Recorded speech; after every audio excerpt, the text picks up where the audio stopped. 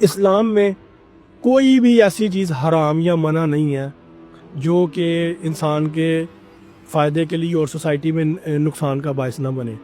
اللہ نے صرف وہی چیزیں حرام کی ہیں، منع کی ہیں جس سے سوسائٹی میں کسی نہ قسم کا بگاڑ یا خرابی پیدا ہوتی ہے. وہ چاہے شراب ہے، چاہے زنا ہے، چاہے جوا ہے، یا خنزیر کا گوشت کھانا، یا باقی جو بھی چیزیں ہیں، وہ اللہ نے صرف وہ معاملات کی ہیں کہ جس سے سوسائٹی خراب ہو. اب یہ جو آرگنائزیشن ہے ان سب چیزوں کو پرموٹ کر رہی ہے. آج دیکھیں میڈیکل سائنس نے بھی کہہ دیا کہ یہ جو سور کا گوشت ہے، پگ میٹ، وہ آپ کے لیے نقصان دہ ہے.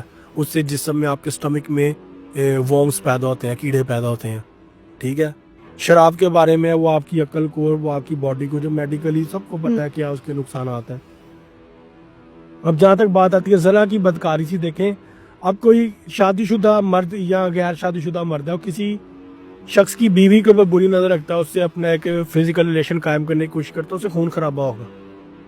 اللہ نے اس لیے حرام قرار دیا کہ کسی ایسی عورت کی طرف نہ نظر اٹھاؤ کہ جو تمہارے حلال رشتے میں نہیں آ سکتی، جس سے تمہارا حلال رشتہ نہیں قائم ہو سکتا. اسی طرح سے پھر جوا ہے اور سود ہے. اس سے بھی کیا کہ آپ کا مال سب سے بڑی آپ کے لیے آزمائش اور سب سے بڑی کمزوری ہوتی ہے کہ انسان کے لیے پیسہ، اس سے بھی آپ کے معاملات خراب ہوتے ہیں کہ ایک دم سے میری ساری دولت چھیننے کوئی جوئے میں جیت جائے تو میں ہو سکتا ہے اس کو مارنے کی بھی کوشش کروں.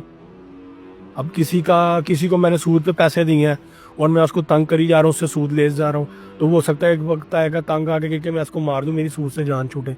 تو یہ وجوہات تھی. سونا اللہ نے مرد کو پہننے سے منع کیا ہے.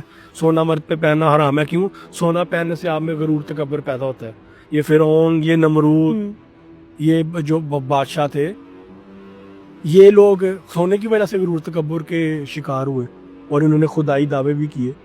ورنہ کیا تھا، ان کو عام انسان ہی تھے نا، کوئی معجزے کوئی طاقتیں نہیں تھیں ان کے پاس اوپر نیچر، صرف سونا پہنتے تھے اور حکومت بڑھتی گئی اور غرور تکبر میں آ گئے.